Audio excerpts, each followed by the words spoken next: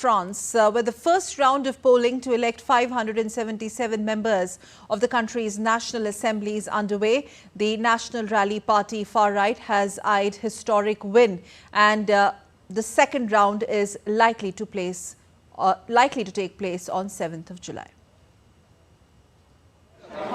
France voted in the first round of a snap parliamentary election that could usher in the country's first far-right government since World War II, a potential sea change at the heart of the European Union.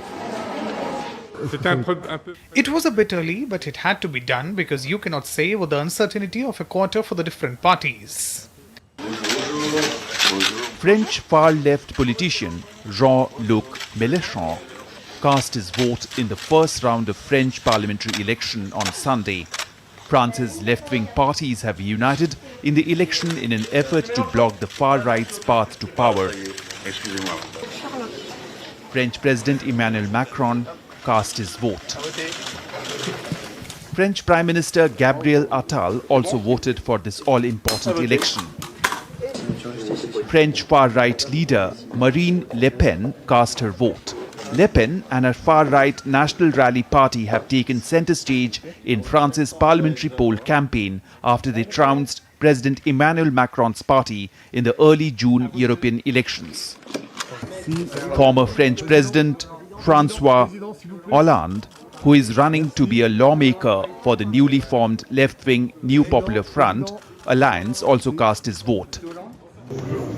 French far-right National Party leader Jordan Bardella exercised his franchise. The participation rate in France's first round of legislative elections was at 25.9% at noon, up significantly compared to the previous legislative polls in 2022, equivalent to 18.43%, according to the French Interior Ministry.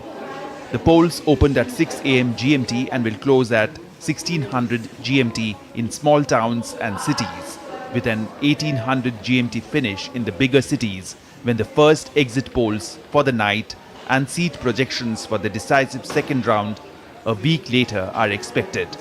Bureau Report, DD India. William Danslow is joining us live from Paris. To begin with, William, hi out there. What is the latest on polling progression percentage? What's the latest on ground?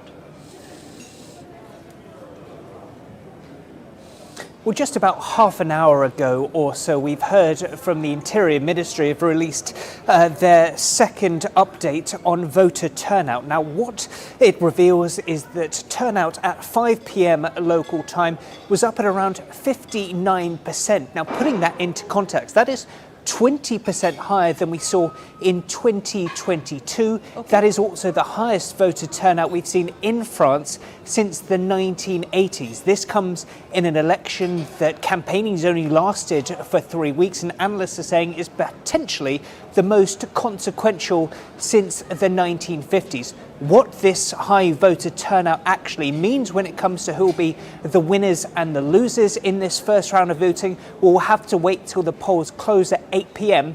when we get a sense of the exit polling. Will that also mean that these are the indications of some sort of clear sense of resentment against the current President Macron?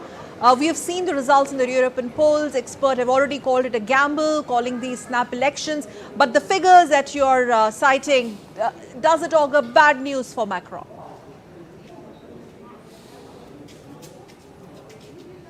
We saw in the European elections just 3 weeks ago or so that French President Emmanuel Macron's Renaissance Party saw a real hammering in the polls. The National Rally, the right-leaning group here in France, did about twice as well as the centrist group in the European elections. That triggered Emmanuel Macron to call this snap election, saying that it was up to the French people to have a choice, essentially whether the same politics that they voted for at the European level, whether they want that at the domestic level as well.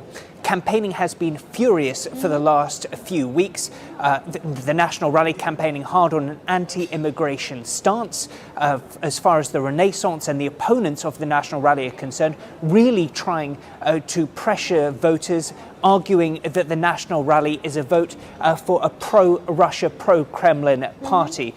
So it'll be very interesting to see just how indeed all these issues have resonated in the minds of voters, but we won't get a sense of exactly how this campaigning transpired until after voting closes. Okay, so these could be the reasons that you've spelled out, attributing to Marine Le Pen's party's prominence and their overall popularity. So they're comfortably, climbing the popularity chart in these polls there in France. Williams?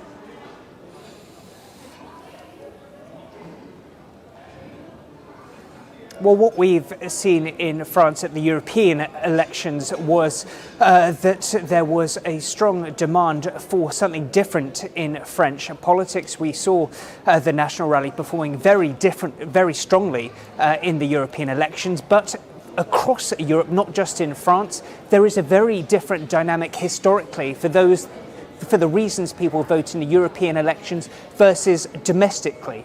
For a European election, many people across Europe see it as an opportunity to show their dismay, their distrust for the National Party, without it having as much personal, direct relevance at the national level. So it'll be very interesting to see whether this is part of a wider trend or whether the European elections was just an opportunity for French voters to show their displeasure with the politics of the centrist bloc, or whether, when push comes to shove, whether they still want a more centrist candidate going forward. So very interesting to see what exactly the polling reveals when voting closes in less than 3 hours' time. Okay, we'll have to see what really happens in these last lap of 3 hours. Thank you very much, Williams, for joining us live from Paris.